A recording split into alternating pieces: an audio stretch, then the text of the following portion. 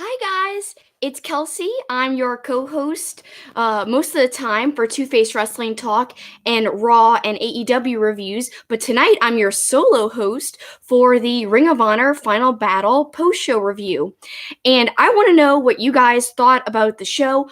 I'm here for Wrestling News Co. And boy, are we all excited about this pay-per-view that just ended. I think it was a really positive step that Ring of Honor took going forward because I know right now, there's a lot of negative perception surrounding Ring of Honor. And I actually tweeted about this during the show. But this pay-per-view, I feel like, had a really positive vibe overall, and I really enjoyed it. I want to know you guys' thoughts on the show, maybe your pay-per-view grades, what you're going to rank it, basically. I got my good friend Dave in the chat joining me right now. Hi, Dave, and hi to all of you guys watching at home right now. I appreciate your time. And please excuse me, I'm a little under the weather. This will be a short stream, but I had to get on here and talk about it. So, warning right now, and this is my big warning before anyone else goes any further, there will be spoilers in this review. So if you don't want to know what happened at Final Battle, do not watch the rest of this video until after you've finished, because, spoiler alert, there were multiple title changes tonight at Final Battle, and it was flippin' awesome. I will go in sequential order, but I'm going to fast forward kind of to the end and talk about, holy crap, we got a title change. The Ring of Honor World Championship changed hands. PCO is the new champion. And by the way, they said this little stat, oldest man to win the ROH World title. That's crazy. And Ian said, but age is just a number, so it's no big deal and all. I don't mind it. I think PCO is a great face for the company because he's super over. People love him. His gimmick is just really unique right now, and I think why not utilize it? Of course, I mean, I'm not sure how long he'll keep it for, but I just think it's a good move for the company in terms of he's a decent face for them right now, and they desperately need some momentum, and I think this shows a good start to that, some positive momentum going forward.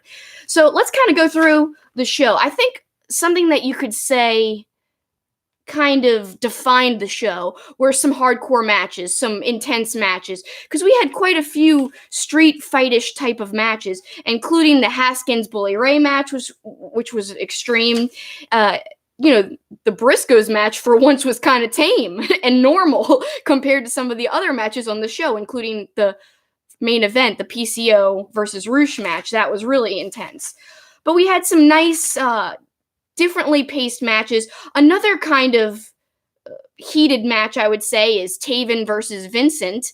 And spoiler alert, I will call Vincent Vinny at some point during this show because I'm just used to calling him that. Hey, look, Paul's joining the chat.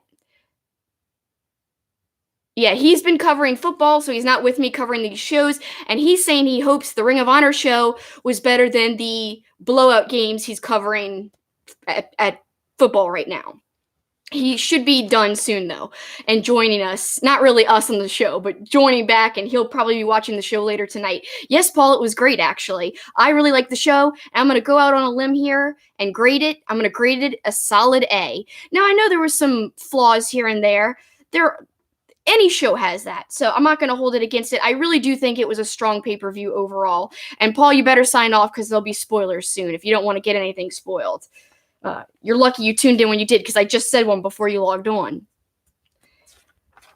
Everyone in the chat, please tell me your grades for the pay-per-view, because I honestly think it's worthy of an A, but I have a tendency to grade kind of on a curve, I guess. I grade higher than most people, but I think that's okay.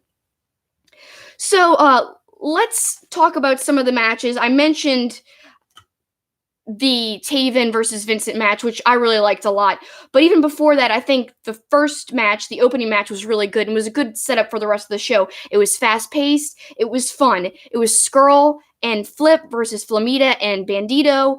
Nothing too consequential happened here. In fact, I was actually surprised at the winner. It was just great wrestling. Now, I know someone said that they actually thought Flamita was a step off in this match, so they didn't think this match was that good, and that was somebody on my Twitter sending me a little tweet about what they thought about that match. I, however, love the match, and I thought, what a way to open the show. It's a typical Ring of Honor match, quick, right out the gates, getting the crowd amped up and ready for the rest of the show. Now, I'm not going to talk about anything in the pre-show because I got home too late to watch it. I went out to a quick dinner with my parents. And we should talk about how Friday the 13th was a big theme of this final battle. I can't even speak today. Friday the 13th was a big theme of this final battle pay-per-view tonight. And I thought that was kind of cool, especially because of PCO's gimmick. So in the main event, they called it a Friday the 13th. I think they said it was a massacre match. At first, Ian called it a mayhem match, but then he changed it to Friday the 13th massacre match. And Caprice is like, what does that mean, Ian? No rules, essentially, it's what it means. But I like how they tied in the whole Friday the 13th into the pay-per-view because you don't get Friday the 13th very often. They're quite rare, especially randomly in December. But my parents took me out for a Friday the 13th because I was born on Friday the 13th. So that's why I missed the pre-show. But it's kind of funny that that this day has something to do with the actual show. It's kind of neat. So I loved Flip and Skrull, but I was surprised that Flamita and Bandito won just because you would think that Villain Enterprises would have some momentum here.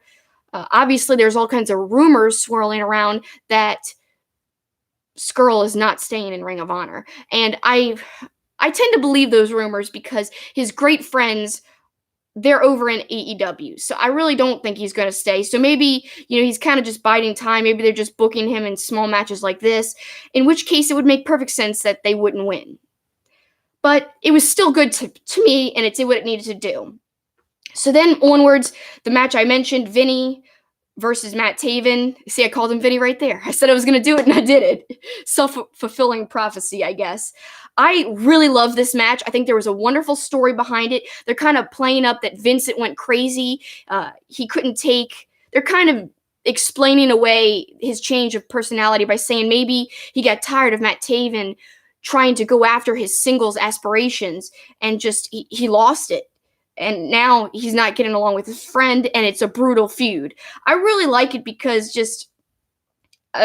it was awesome. There was a great spot where Vincent suplexed Matt Taven onto the concrete, and it made like the loudest thud. And I was like, oh crap. And this is the type of spots that I love that Ring of Honor does. Just, they make you gasp and cover your mouth, and you're like, oh. So, the wrestling landscape right now is very vast and wide. There's so many options for us to watch. And I feel like right now, people are forgetting about Ring of Honor and what Ring of Honor has always stood for, and that's great wrestling. And they had a whole bunch of different styles of match in this show. The Vinny Taven match, it was brutal, but it told an overall bigger story, whereas the Flip and Skrull versus Flamita and Bandito match was more just like quick, fun, entertaining match to get things going. And then onward throughout the whole show, they had a different mix of matches. They had a very short, almost too short technical match with Shelley versus Colt Cabana. I was kind of disappointed in the length of that, but the crowd really wasn't into it, and we'll get there, but they had all kinds of different styles in this, and funnily enough, the Briscoes match was more of a story-based match, and it was more of a straight-up wrestling-style match besides some of the heel tactics done by Gresham and Lethal, which we'll also discuss as we get there. But man, just this show had it all, and Ring of Honor really just delivers a well-paced, well-rounded wrestling show. And when people, used to love Ring of Honor, that's what they got, and that's what they always expected. But now the management issues are really kind of clouding all of that. But I think this pay-per-view allowed you to see what Ring of Honor can do good. It allows you for a second to kind of forget about these management issues. They still need to fix them, but this show was great, and as an audience member, I'm very pleased with it. I'm hoping that it changes the tone of discussion about Ring of Honor online right now. So I know a lot of people, let's talk about Taven, another entity that was talked about in a negative light for a long time. A lot of people talk about Taven being a reason that Ring of Honor has gone downhill a little bit. People saying that they didn't enjoy the Taven basically title run. I actually liked it, and I know I'm one of the very few who did enjoy it, but he was a steady champion. He defended the belt great, and he had great character work.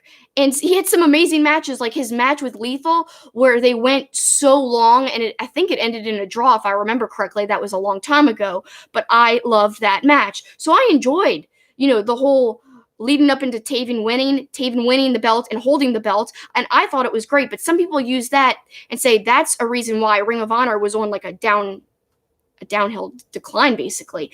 I don't buy into that, and I think matches like this, like he had against Vincent, shows why he's been kind of like a workhorse for the company. Now, you may argue, yeah, Kelsey, he could be a workhorse without having to be a champion, and that very well may be, but I think there was nothing wrong with him having a championship run because he's been very steady, very good for the company, and an entertaining character, at least to me.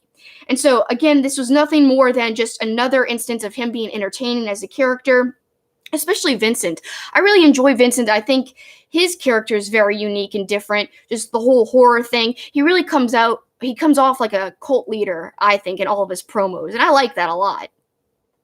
Dave says Taven doesn't get the respect he deserves. He's not a bad wrestler, and he's not Dave, and I don't think people are saying he's bad. They're just questioning that he had the championship at the top over some other people. Like, I know a lot of people wish that Marty had it, but I guess that's one of the big rumors and arguments is like they didn't want to put it on Marty because they knew Marty was leaving. And yeah, that makes sense in a way, but I mean, even a short run with Marty would have done the company good, I think, and really would have given the company a boost, even if it was just for a little while and even if he left. But I'm not saying Taven shouldn't have had it. I think you could have had Skrull have it and then still had Taven have it. So to me, I was okay with the whole Taven run, but I'd like to know you guys' thoughts. I know a lot of people weren't a fan of it. Onward, I really liked that actually Vincent won the match, by the way, and it was cool that Bateman came out, and it's almost like he's creating a mini faction with Vincent. It's like the new Kingdom 2.0 or something. He had a red V written on his wrestling tape across his hand. I thought that was kind of neat, and Ian and Caprice were speculating, what does the V mean? Is it a 5? Are there going to be 5 members of this new, what seems like maybe group or faction? Or is it a V for Vincent? And Bateman's all in on Vincent. I don't know, but I'm intrigued in this story. I like it a lot. Whenever you have a story involving wrestling friendship, I think it works really well, especially if it seems like the two guys were really friends outside of the ring. Usually that translates into great chemistry in the ring, and I think that's what this match definitely showcased for me. Oh, I want to mention one big spot in the match. Taven kicked out of the Red Rum, which was a big deal. So, and also it was weird to hear cheers for Taven. So I was just describing how Taven's run as champ wasn't really over with people for the most part, but he was over in this match. He got a lot of cheers from the crowd, and they were totally on his side. So that was very interesting. And another big kick out that happened during the match was Vincent kicked out of a climax. So lots of good kick outs here and lots of drama. But in the end, Vinny was victorious. Vincent, whatever. I'm going to say it either way. I'm going to say it both ways.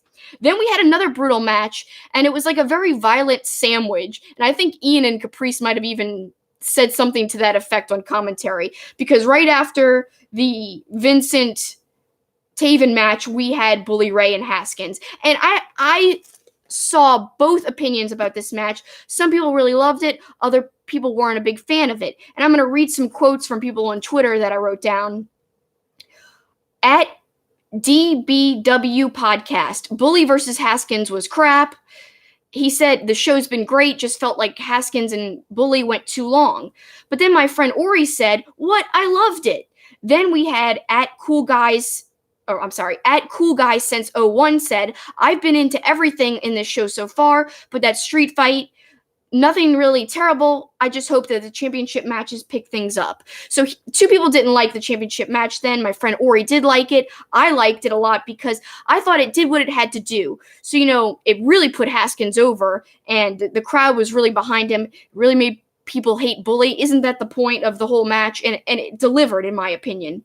Some really cool, brutal things. One thing that sticks out that might have been a little ridiculous that people didn't like, Vicky Haskins coming in with the cheese grater to Bully's under region, I guess you could say. I liked that. I thought it was funny. But of course, he's like, my balls. That's ridiculous. I didn't mind it, though. Like I said, I just thought it was all in good fun, and it was really awesome. I did like the platform of barbed wire, and that's how the match even got started. So right out the gate, it got started with a lot of violence. He puts this barbed wire plywood right into Haskins and then sends it right into Vicky, into the front of her face. And that's why we got Vicky out of the match for the most part. So that was set up pretty well. We had to not have her involved the whole time. So that was a good excuse to get her out of there. I think it made sense pacing wise. I love when Bully grabbed the mic and he started to taunt Haskins in the ring. Did you see what I did to your wife? I called her trash. I called your kids trash. You're a bottom-feeding jobber, or something to that effect. And then I'm going to get like rated R here right now. So Graham and Mason, if you're watching this later, cover your ears. But you heard it live and in person because I know you guys were there at the show. Haskins says, "Just hit me, pussy." And then he says, "Fuck you." I was like, oh my God, I can't believe he said all that.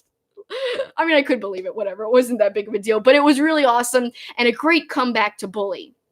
So, Bully's coming at you, being really aggressive, dominating a lot of the match. That really turned the tide in the match right then and there, and I loved it.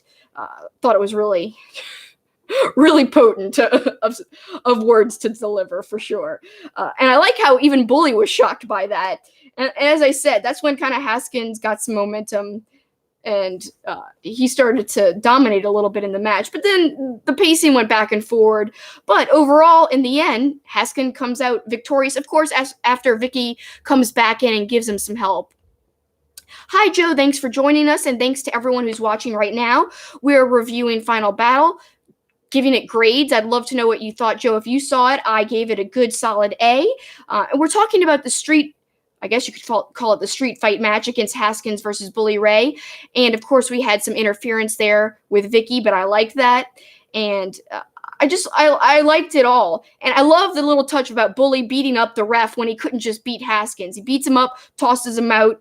And when essentially Haskins does get the pin on Bully, there's no ref there. So, time ticks by, but then Todd Sinclair comes in for the save and to count to 3. I love Todd Sinclair. I truly think he's one of the best refs out there. He's so funny and entertaining, but also just a all-around good, solid ref.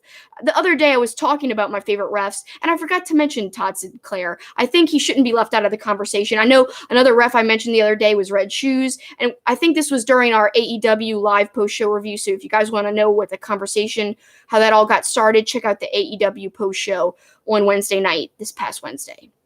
We've got more people joining us. Hey, thanks for being with us. Joe thinks it was a great match. Bully really put Haskins over tonight. That's exactly what I think, Joe, and that's what I'm saying. The match did what it was supposed to do. It got Haskins super over.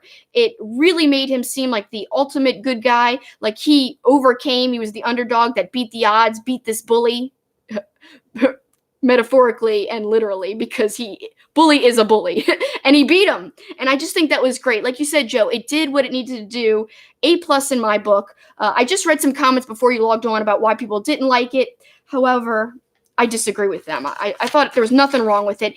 Yeah, people were saying it went on too long, but I think it went on the right amount of length for me, personally. However, a match that followed it that I feel like definitely didn't go long enough was Alex Shelley versus Colt Cabana, as I teased at the beginning of this review. I'm sorry. I'm so tired. I love that they built it up that it was their first singles match together, and that would have been cool. However, it only felt like it lasted like 3 to 5 minutes. Now, maybe I was just out of it and it was a little bit longer than that, but it just seemed so quick.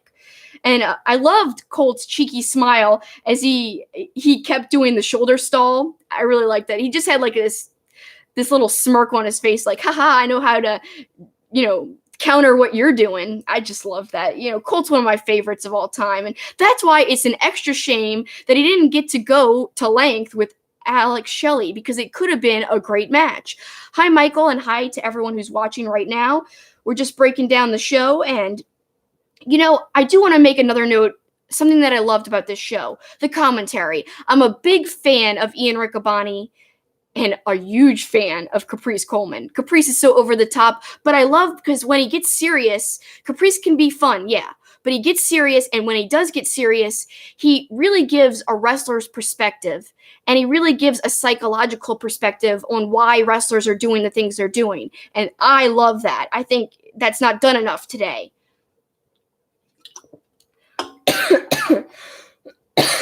Again, I'm under the weather, so I apologize. There's going to be lots of coughing and some weak voice here, but I just had to talk about this show, and I had to find out what you guys thought about it too. My commentary might not be good, but like I said, Caprice's is wonderful, and so is Ian's. And it's really nice. I love AEW, but it's nice to hear commentators that are not ripping the match apart, not criticizing the wrestlers for not tagging, not doing this, not doing that, not driving it into the ground. Because in AEW, sometimes JR especially just goes on and on about, there wasn't a tag made. What are they doing? They better start doing this. They better do that. And it's constantly micro-analyzing the rules and calling attention to that on commentary. And I don't like that. Because sometimes as an audience member, you can kind of look past some of the skirting of the rules.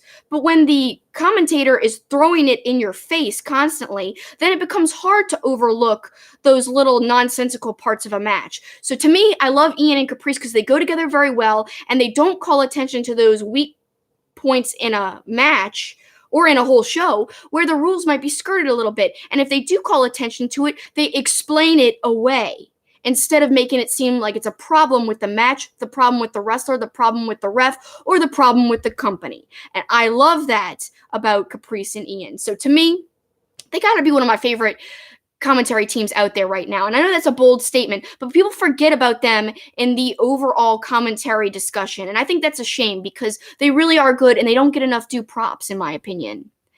Oh, and Lewis is asking, did Manic win her match? She did win her match, and I don't think she won the title. I don't think it was a title match because I didn't see her hold up the title. But man, did she destroy Love. She just decimated her. And that was another one of my favorite matches. I gotta say, I'm trying to rank my matches for this show, but I would have to say the Maria Manic match was up there only because it was the perfect in-ring debut for her. She had to look strong, she had to look powerful, and Ring of Honor has not built up their women's division very well in the last few years. And as we know right now, there's a lot of drama surrounding, former Women of Honor champion Kelly Klein and the company. So what do? You have to invest in your women talent now. You should have invested before, and they did here and there, but now you got to go full force. You got to go really strong with it, and I think the way they presented Maria Manic was great and was wonderful, and what they needed to do. They need a woman to be the cornerstone of the division, and they need it fast, and I feel like Maria Manic can be that person right now. She's super over. She's super strong. Unique look, great character, everything about her very well rounded. I like her a lot, and I just liked how she dominated because I was thinking, oh no, Love is gonna end up winning with some kind of heel tactics. But I like how Mandy kept trying to interfere, but Manic was so flippin' strong that it didn't matter. She kept getting the leg up on both Mandy and Love, so that made her even more dominant than I originally thought she would be in this match. So I was pleasantly surprised with the result and with how she was presented, but I shouldn't be surprised because that should have been the result regardless, so they did the right thing in my opinion here. Very happy with that. Bert says Ian Riccaboni sounded like he was losing his mind during the show. He had so much energy. That's another thing I love about Ian Riccaboni, kind of rewinding to our commentary discussion a second ago. Ian gets so energetic, kind of like me, and maybe that's why I like him. We have a similar energy, and he loves 90s Nickelodeon, just like I do. We have an interview we had together on my YouTube channel, Super Kicking It with Kelsey. We talk all about 90s Nickelodeon, so maybe I have a soft spot for him because of that, but I think a lot of it has to do with the energy, the references that he always makes on commentary that I love. It's always referencing music, 90s, Nickelodeon, sports, just very educated references. I love that about him too. And yeah, he was screaming at some points. He and Caprice together, when they both scream, it's not like an obnoxious scream, but it's like it makes you as an audience member get a little pumped up because just their energy is infectious. And I like that as a viewer watching at home. I think that adds a lot to the experience. So yeah, Maria looked unstoppable. That's what Joe was saying. Fast forwarding to our little Maria conversation just a second ago. I'm really happy with that match. That might even be my second favorite match. It wasn't the longest match, but let's talk about the moment where she steals the guy's scarf, which is basically like an MJF replica scarf. I forgot what those scarves are called. Cadbury? No, that's an egg. That's an Easter egg. What the hell? I don't know. You guys tell me what the scarf's called. I know I'm messing it up. I'm not into fashion or anything like that.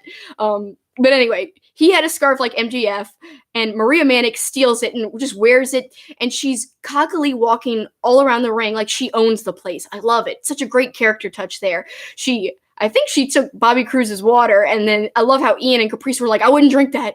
Oh, that's disgusting. I don't know. We don't know where that's been. We don't know what Bobby's been drinking. We don't know any of this. It's just a bad choice. So that added to it too, a little funny point. But overall, very cocky, very like in control. Maria Manic, A+ debut in ring. Wonderful. Lake says, I'm not one of those guys. This is a controversial opinion here, but I don't mind reading it. I'm not one of those guys, but why does Ring of Honor really need a women's division? New Japan doesn't have any women's wrestling, and they're one of the best wrestling companies in the world. And, I honestly don't mind that New Japan doesn't have women's wrestling. It's a historically, Kelsey, get it together. You're sick, but you can do this. Historically, New Japan's been that way, so I'm okay with it. Ring of Honor, though, in terms of being an American company, and, they brought women in, and if you're going to do that, build up the division. They didn't even have a title for their women, and that was kind of sad and ridiculous, especially compared to what other companies are doing. It is hard to compete today with all the promotions out there with the great women's rosters that exist. So it's not that they necessarily have to have a women's division just to have a women's division. It's that they started to go down this road, but they didn't invest fully. So it's like a half-assed attempt, and that's what's insulting and frustrating. You're going to have these women on the roster, yet you're half-assing their presentation. And so that's why I'm saying they need to, if they're going to continue onward with this women's division, which publicly I think they should, and I think they should anyway, because they started down this road, and there's deserving women out there for this platform, so they should continue, and they should build up their women that they have. They should have started a long time ago, but I think Maria's the perfect person right now to be the pillar, as I said a few minutes ago. So it's not that they need to have one, it's just that I think they should have one. And they started one themselves, so continue what you started and do a good job, not just a half-assed one. No, I know you're not trying to hate on women's wrestling. I love New Japan Pro Wrestling. I don't mind that they don't have women's wrestling. And, one day that could change, and that's fine. But historically, New Japan has been the way it is now, and I don't mind that at all. And like you said, it is one of the best wrestling promotions out there ever. And that brings me to another observation. We did see mention, or hear mention, I should say, of New Japan Pro Wrestling on commentary. And I thought that was really cool, and maybe a sign that they're still working together. And a couple of weeks ago, maybe even a month ago now, feels like just yesterday though, the president of New Japan Pro Wrestling had a interview, and he said he's open to working still with Ring of Honor. He's open to working with AEW. He kind of just left the door open, it seemed like, to work with whoever. So it didn't seem like the door was shut on Ring of Honor like everyone is speculating. It almost seems like it's open. They're just not doing very much together right now. Now, I could be wrong on that, but that's what I read. So that's interesting to note there. I do hope the relationship between Ring of Honor and New Japan does continue to exist officially, because it really does benefit Ring of Honor, and ultimately I do think it benefits New Japan Pro Wrestling, because their tag division is super weak right now. I was talking about this with my friend John at Big Paws on a Pup on Twitter. You could find his great content. Just check him out on Twitter, and you could find his Twitter handle for his podcast in his description as well on there. We had a whole big Ring of Honor discussion the other day, and a lot of it was about, they need that relationship with New Japan Pro Wrestling, but I also think that New Japan benefits from it too, because like I said, the tag division there is so weak, and John and I talked about the best tag wrestling for either company was when the Briscoes worked with GOD. So that's cross promotion right there. So when they worked together and worked those series of matches, that was some of the best wrestling going right then, and especially some of the best tag team wrestling for either company going, because both of their divisions were kind of weak and light right then, because as we know, Young Bucks left, all these other people left, and both divisions are a little depleted. So it was cool that they kind of banked on each other and used each other's talent pool to kind of supplement that loss a little bit. At least then. Now we're not seeing that as much. But nonetheless, really cool. Really exciting if they do still work together. We'll have to see. Onwards, after the Maria Manic match, which I, as I said, loved, then we have Shane Taylor versus Dragon Lee. And again, spoilers are coming, so beware, guys, if you haven't seen the show. We had a huge title change here. And I will say, I'm happy for Dragon Lee. And Dragon Lee is an incredible wrestler. I really love him, like, a lot. His wrestling ability is insane. But I gotta say, Shane Taylor, to me, was always a very underappreciated wrestler. I think he's an incredible big man, and he's somebody who doesn't get talked about often enough. And so to me, I love that he was Ring of Honor TV champ for so long. So I'm a little sad, to be honest with you, to see him lose the title tonight. It's fun, and I love Dragon Lee. I'm glad he won it, but Shane Taylor, man, to me, you can't beat him. One of the best big men. He could just do crazy, agile things, and he's super strong, too. That's obvious. He's bigger. Most bigger guys are strong, but there's just something about him, and I really like his attitude. More importantly, outside of the ring, I know this isn't important in liking a wrestler, but he is nice. I had the chance to interview him, and he was a pillar for my local wrestling promotion, Wildcat Wrestling, years ago, back before he was with Ring of Honor as steadily as he is now. He was wrestling a lot with Wildcat, and he still sometimes comes back and appears. But yeah, that's another reason why I have a soft spot for him, and I've got to see him a lot more than even when he started wrestling on Ring of Honor. He's just so good. So yeah, it was awesome, but it changed hands. Dave asked me, do I think the title change was necessary? That's a great question. There's all these rumors. Basically, if you ask me what word do you associate Ring of Honor most with in 2019, I would say rumors, because there's rumors swirling around them left and right. And one of the rumors that I think Joey Mercury tweeted about was Shane Taylor not being re-signed after January. So if that's the case, which would suck that it would be revealed in these tweets, because it sucks for Shane Taylor to learn that way, that he could be released and that the management was talking about that. But if that is true, then I guess they would have had to take the belt off of him. Why wouldn't you re-sign him? I think he's a steady guy. He's really great for mid-card to upper mid-card. I mean, I could see him going further, but I know a lot of other people couldn't. But to me, I didn't think necessarily in terms of, he's not over enough. I didn't think they had to change the title because of that. I just thought it might have had to do with some kind of contract issue, more so than any kind of issue of him being over or being a good champ or anything. I love Dragon Lee, so I am excited for him. I'm not trying to take anything away, as I said, but, we open up the match. Shane Taylor giving an awesome promo. Yeah, Dragon Lee, you got all the potential in the world, but that doesn't mean anything when you're standing across the ring from me. I like that little statement. That was good. I wrote it down. Thought it was a very telling statement. However, that's not how things ended up, was it? No. Shane Taylor with some monster chops, not only in the beginning of the match, but all throughout the match. Randomly, I've got my friend Lewis in here. Thanks for joining us, Lewis. He's shouting out Joe Hendry's theme song, saying that it is amazing, and it is. Joe Hendry! But I can't do it justice, but that's a little hint of how the song is. It is amazing. I will agree with you there, Lewis. Still talking about the Shane Taylor match versus Dragon Lee. I was about to say, I thought I wrote down the wrong note here. I have in my notes, Shane Taylor is taunting Dragon Lee by kind of mocking Roosh, saying in the camera, Roosh, I got your little brother.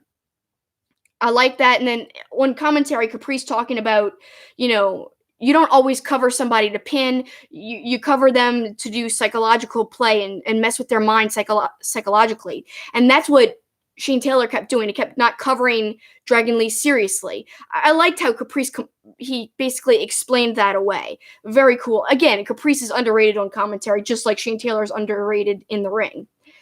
More monster chops throughout the whole match by Shane Taylor. And then he has like this evil, great smile. Lee dives to the outside, knocks Shane Taylor down. Then he sentons over the ropes onto Shane Taylor on the outside. I thought that was one of my favorite sequences in this match here. That was really great. Some high-flying stuff from Dragon Lee. Then we had lots of double stomps. Lee double stomps onto to Shane Taylor on the apron. I liked that a lot. Basically knocking Taylor outside of the ring. And eventually, we get Lee sweeping Taylor's leg. We get Lee actually kicks out of Shane Taylor's big move, Welcome to the Land. And then Taylor goes for a steel chain. But the chain gets knocked out of his hands and he doesn't really get to use it. In fact, Dragon Lee ties it around his knee and he tries to use it. I love it. It's awesome, especially I never saw anyone tie a chain around their knee before. And then he uses that knee later. Of course, he doesn't have the chain around it anymore, but he takes off his knee pad and he connects his knee right into Shane Taylor. It looked really good. Very good connection. I liked how visual it was, and that's how he won. Got a new champ. I'm excited because it'll be a new chapter for the Ring of Honor TV Championship. We'll see how he does and who he defends against. It'll freshen things up a little bit because Shane Taylor, although I loved him as champ, he was champ for a little while. So now we get to see some new matchups, and it is what it is, though. And Lake is saying that he likes Shane Taylor and he liked his recent match. So lots of people giving Shane Taylor some love, and I like to see that. Joe says if it's the case that Shane Taylor is leaving Ring of Honor, he'll be disappointed, but he'll flourish wherever he goes. And I assume, Joe, that you're talking about Shane Taylor and me talking about his contract. I really hope he's not leaving the company because, like I said, he's a good standard mid-card, upper mid-card guy, and I just think, why not keep that card in your deck, in my opinion? He's really good. So then, like I said, this is when they referenced New Japan and Wrestle Kingdom when they were talking about Dragon Lee and, Dragon Lee wrestling in New Japan and stuff. So I made a note of that, and I was like, that's a good sign right there. And here comes, to me, my match of the night, Mark and Jay Briscoe versus Gresham and Lethal. And this had everything. It had great wrestling, it had great character work, and it had great story. So to me, this was match of the night. A lot of people might be saying that the main event was their match of the night. But the main event was more of like a spectacle, not really like a well-rounded match as much as this one was. So to me, this one wins hands down if we were comparing the two. And this could have easily main evented, but of course we know why the other one did. And obviously, it rightfully so was a championship match. So is this one, but your main championship takes precedence. I love this whole match. I can't say enough about it. We had all the Briscoes represented in the audience. It was basically like the Briscoes family cheering for the Briscoes. They had shirts on. And I love how Jay Lethal was kind of taunting them, especially at the end of the match. After, spoiler alert, the titles changed hands here, which of course I'm a little disappointed about, but also excited. And I do want to make another note. So the Briscoes have long been one of my favorite tag teams, and it's always been kind of between the Briscoes and the Young Bucks. They kind of go back and forth for me, who's number one. But lately it's been the Briscoes just because they're so brutal. They've had a lot of staying power. They're somehow really menacing but fun at the same time, which is a really weird mixture to have, but they have it all.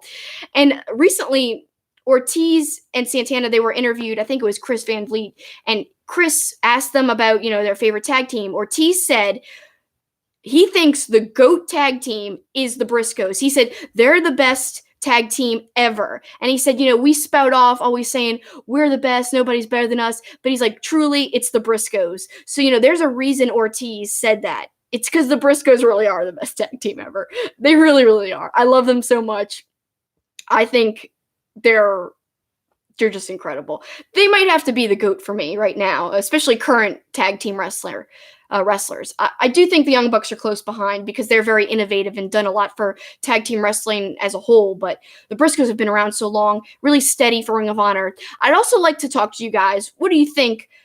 Ring of Honor has to do whatever it takes to keep the Briscoes, don't you guys think? Because I was just thinking the other day, what if the Briscoes left Ring of Honor? Like, that would be the hugest blow ever. Because, AEW is a tempting option because they value tag team wrestling so high. But it's not like Ring of Honor has ever crapped on tag team wrestling. So it's not like they don't value the Briscoes. It's just that the division's not that deep right now. So that sucks for the Briscoes. They don't have a lot of opponents. But now that they're champs, they're still going to have to be in the division. So they still don't have a lot of opponents, whether or not they're champs or not. So to me, think about how crazy it would be if they would leave. And now it would make for great matchups, but at the same time, Ring of Honor, they have to do literally whatever it takes to keep the Briscoes, in my opinion, because you've got like one of the best cards in your deck right there. Literally, it's an ace up your sleeve. Don't lose it. Do whatever it takes. I don't know their contract situation. All I know is other promotions would be stupid not to try to go after them. And I'm sure they will go after them. So Ring of Honor's got to be careful there. Bert says now he wants to see the Briscoes versus Proud and Powerful. So do I, to be honest with you. And the cool thing was they were all on the Chris Jericho cruise. And they had some interactions, but not like not in a full-out match or anything. That would have been incredible. Oh, God, I would have loved that. But yeah, I did see the Young Bucks.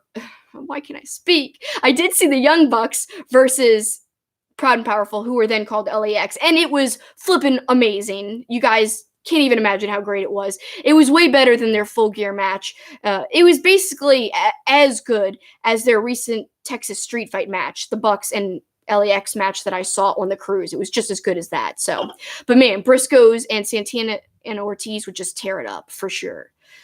So yeah, the match was really good. Getting back to the Ring of Honor show, the match with the Briscoes versus Gresham and Lethal. The whole story here is, Gresham and Lethal tired of people cheating and winning, cheating and getting away with it. So they say, well, if you can't beat them, join them, essentially. And so there was heel tactics used by them, who are traditionally good guys. They used heel tactics throughout this whole match. I like that. It was a little touch. And also it kept the Briscoes strong because right at the end, when Lethal was pinning Jay Briscoe, he had a hold of his tights. So it wasn't completely clean.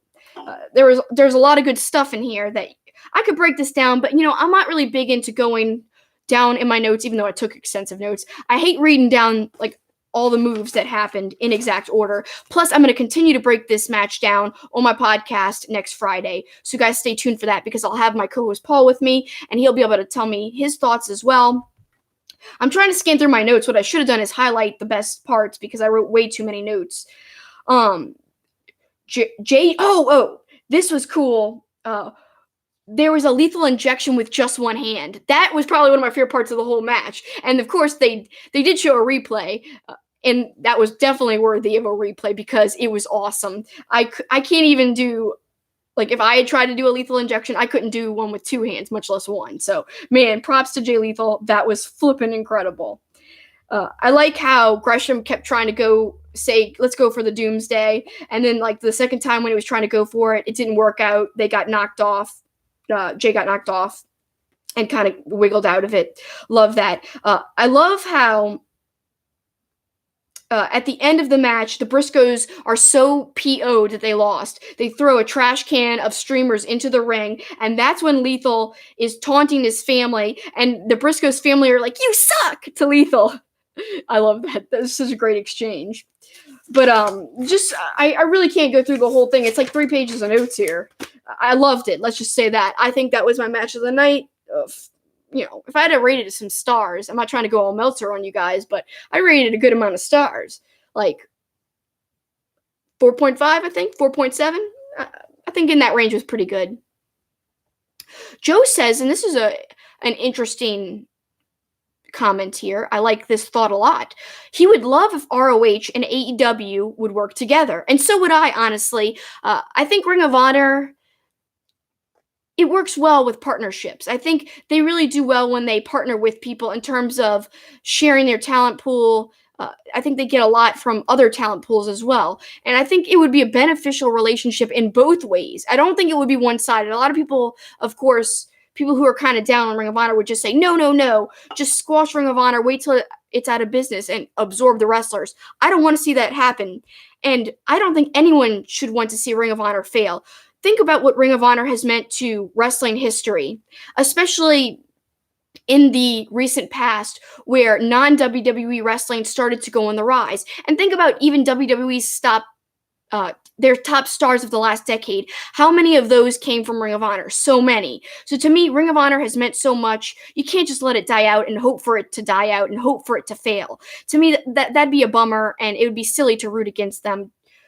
It's the management, not the wrestlers and the talent, and not like the legacy of the company that should be punished, So to me, I would love to see them work together. I just think that's kind of far away from happening, but it would be really awesome, and it would definitely benefit both companies, because AEW could always use more talent.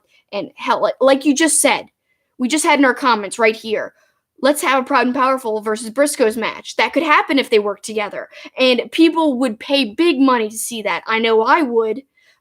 I would probably fly somewhere to see that live and in person, because that's how good it would be. So I want to thank you guys who are watching right now. I'm going to wrap up very soon. We're going to go into discussing our main event, and then we're going to wrap up. So main event, the biggest part of the night in terms of the biggest surprise, in my opinion. Even though I had a inkling that this was going to happen, PCO is now our Ring of Honor World Champion. I'm actually quite happy about this.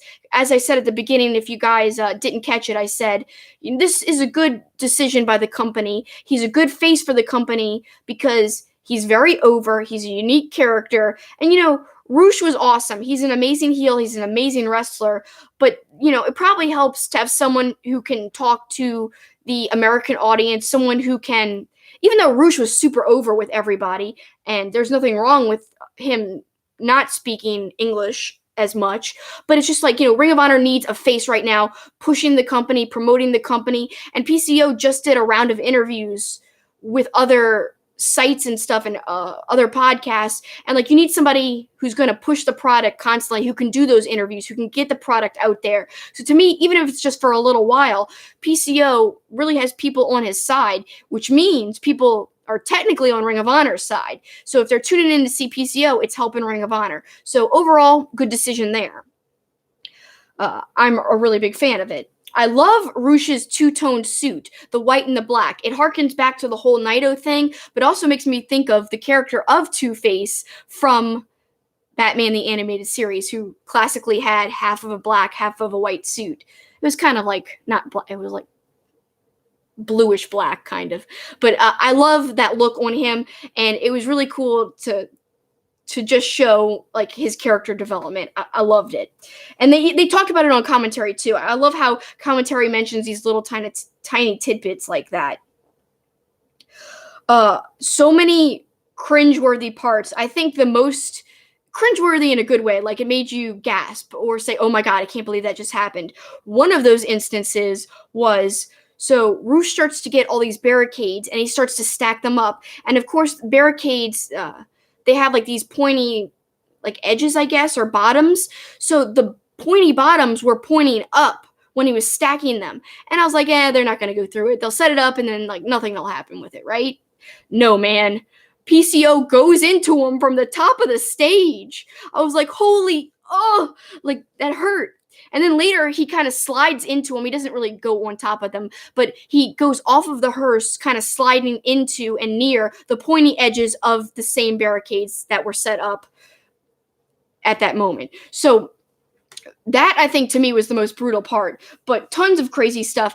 Now, I liked that Destro was there, but I didn't like how long it took him to fool with the hood of the hearse, because it felt like that was kind of bumbling, and they couldn't figure it out. It just took too long. I would say that's probably the weakest point of this whole match. Not the fact that Destro was there, but that he couldn't figure out the trunk. I didn't know if he was supposed to rip the grill off, but whatever, it worked. He, shocked PCO back, and it did what it had to do. Just took too long to get to that effect, in my opinion. It's funny, in my notes I say, holy F. Roosh actually threw PCO off the stage under that scary pile of barricades. I literally wrote that in my notes. That's pretty great. Holy F. More great stuff. Leg drop to Roosh on the hood of the car. I like that a lot. Of course, that was before PCO got tossed off like I had just described. Then PCO with a crowbar, swinging it at Roosh, breaking stuff left and right. Roosh grabs a whole bunch of doors underneath the ring, and I love this. And I was like, what am I watching, GCW? I wish my friend Anthony would have seen all the doors and stuff and would have commented on it. But I like using doors in matches quite a bit, actually, especially after having seen it for the first time in GCW. Thought that was awesome. But man, another gasp-worthy point of the match was when Roosh literally slams a door into PCO's head, and PCO like doesn't put his hands up or anything. He's just taking a door in the head, and it literally just ends up breaking in half. Like, oh my god. I like shrieked out loud while I was watching. I was like, this is so crazy. Maybe I'm just easily impressed. I get really excited sometimes about wrestling, and a gimmick match is kind of easy to like because I don't know. There's a lot of things, involved, a lot of entertainment and a lot of factors going on in there. It's hard not to like a gimmick match. So in that way, it's kind of unfair because matches like this are just easy to like, no matter if they're truly good or not that good. But here I think there was some worthy points to call it a good match for sure.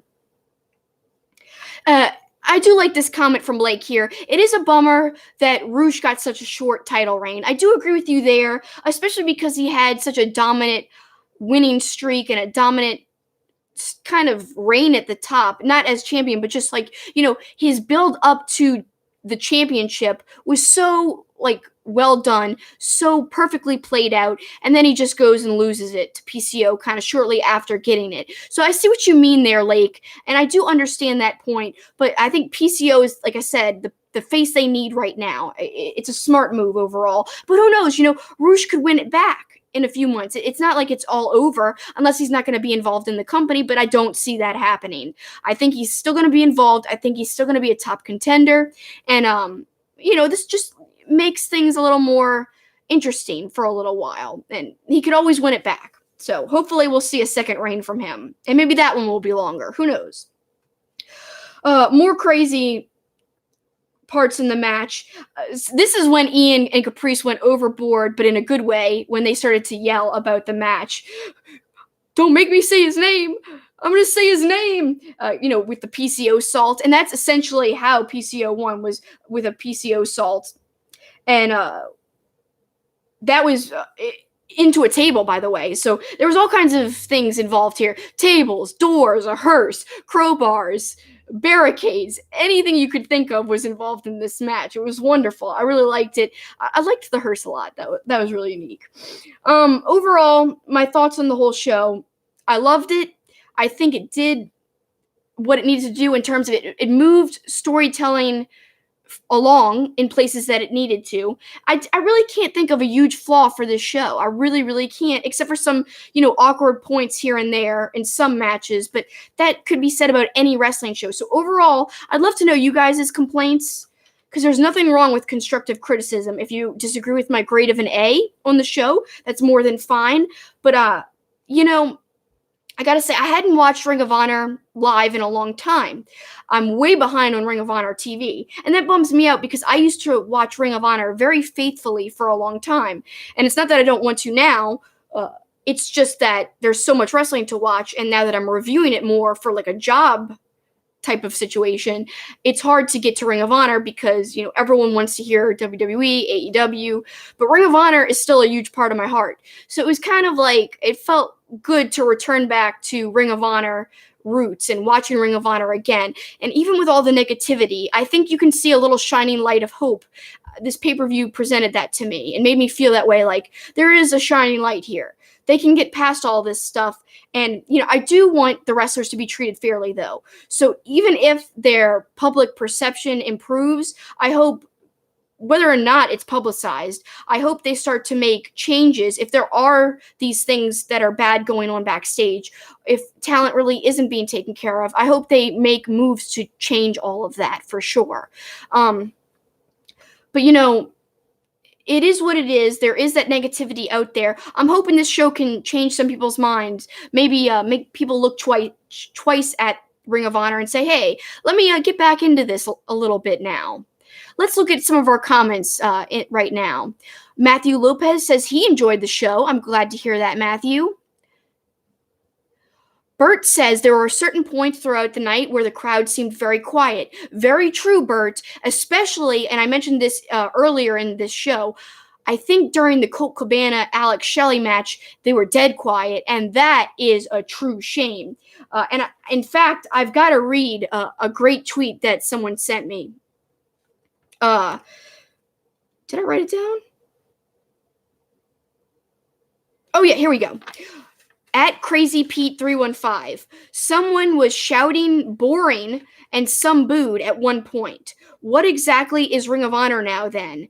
Fans obviously are not bothered about in-ring technical excellence, which is what Ring of Honor was founded on. And that was in reference to the Colt Cabana Alex Shelley match. So Pete is saying that people didn't care that they were trying to do really great technical wrestling. They were quiet. They were booing. They were shouting boring. And Ring of Honor, back in the day, he even tweeted me a second tweet and said, back in the day, old school Ring of Honor crowds would have gone crazy for a match like that. But tonight, crickets. So that was a bad sign. And yeah, Bert, you're right. The crowd was quiet at other parts of the night, which was really terrible to see. And I also heard their attendance wasn't so good, which makes me sad because seeing Ring of Honor live is one of my favorite things. I haven't seen them in quite a while, like about 8 months, maybe a year. No, I was at G1 Supercard. I guess it's less than a year. Feels like a long time ago, though. But, I love seeing them live, and I'll take any opportunity to. So it's a shame that they didn't get more people at the show, especially when I'm sure there's more people in that area who love wrestling and who could have easily gone. Joe says, anyone else notice that Kelly Klein is still listed as champ on the Ring of Honor website? That's a good observation, Joe. I did not notice that, but I believe it because Ring of Honor, I'm not trying to bash Ring of Honor here, but I do think something they need major improvement on is their website and their social media. I feel like they don't tweet enough during pay-per-views. I feel like they don't tweet enough about, okay, the show is about to start, because sometimes it's hard to even figure out when the actual start time of a Ring of Honor show is. Another thing they need to work on, like I said, is the website, because it's hard to find a match card. It's hard to find information on wrestlers. Everything's kind of disjointed on there. There are some gems on there is the funny part. There's some great articles on there. There's some top 10 lists. There's great discussions about their archive. But, it's all hidden away and very difficult to sift through. So yeah, Joe, you're right. There's probably old school stuff on there that's not updated, and that's because they need to revamp it. They need to update it. They need to be on the ball with it. And I just think they need to get better overall with that. Matthew says, we can hope all the behind the scenes stuff gets fixed because they have a great roster. I do agree with you there, Matt. I definitely think you're correct. The roster shouldn't be punished with people not tuning in. If anything, I hope just the verbal outcry has done something to shake things up backstage. We have to have faith that they're going to change something. But, the more we don't watch, it kind of hurts the wrestlers. And it affects their opportunities in the company and their contracts and stuff because I guess Ring of Honor could base their signings or releases on, how they're doing as a whole. So to me, it's like, if you want to see those wrestlers continue to thrive there, then you've got to tune in. So yeah, Matt, I'm with you. I hope they fix everything. I really do. I do like this comment by Lake, though. Ring of Honor TV is a bunch of throwbacks to previous pay-per-view matches and usually one TV match. I do think they're hindered by the way they shoot their TV. They do too much of it at one time, and so you're watching something like from months ago where literally a title could have changed and you're watching an old episode and it's on somebody else. The title's on somebody else, somebody old. So to me, that gets very confusing, and it does make Ring of Honor TV hard to watch. So I don't know if they should, maybe tape less episodes at a time or figure out a different way to do it all together. I know it's probably not viable to do live shows, of course. That really wouldn't make sense. Or just a more rigorous schedule. I don't think that would make sense either, because I'm sure one of the draws of Ring of Honor for wrestlers is that it's a more relaxed schedule overall than some of the other companies. So to me, you got to find a good balance, but yeah, the TV can't be showing old stuff when things have changed in pay-per-views, So it's an iffy thing, and I don't know how to exactly they can fix it. Let's see what else people are saying here. Joe's saying, overall, he really liked the show. They stepped up for this pay-per-view, put out a good product tonight. I feel the same way. I like this comment too. Lake saying he likes that they brought in Brian Zane. I like it too because Brian Zane's awesome. Love his YouTube channel. Really cool move there. I really like all the things happening right now in terms of some of their roster additions, like Maria Manic. Super, super into her. I love that she did so well tonight. I think she's a great investment. So keep up with, like, putting your faith in people like her. I think if Ring of Honor continues to do that, they'll succeed. And they got some great people surrounding them. So hopefully they can overcome that other stuff in the back and all the negativity and thrive. And so with that, guys, that's my overall thoughts on the show. I know it was kind of long-winded. I appreciate you guys sticking with me with all my flubs. It's because I'm really sick and I didn't even know. I was like, how am I going to stay up and be able to do this review? But you guys commenting really helped me out. Thanks for giving me that extra jolt of energy to get on here and talk about this with you. I'll have a much more polished review next Friday on this same YouTube channel with my co-host Paul. You can find us at Two Face Pod on social media. Also, check out our website, twofacepod.com, to find our podcast. That's TWOFACEDPOD. Also, keep up with me at this YouTube channel, Wrestling News Code, because I'll be doing tons of content for them all weekend, and we have a TLC pay-per-view review coming up this weekend. So lots of great content coming you guys' way. We're working hard for you, but I appreciate you guys spending the evening with me talking Ring of Honor. Thanks so much. So glad that most of you seem to enjoy it, and appreciate your time. Till next time, that's it for me. That's the finish. Take care, guys.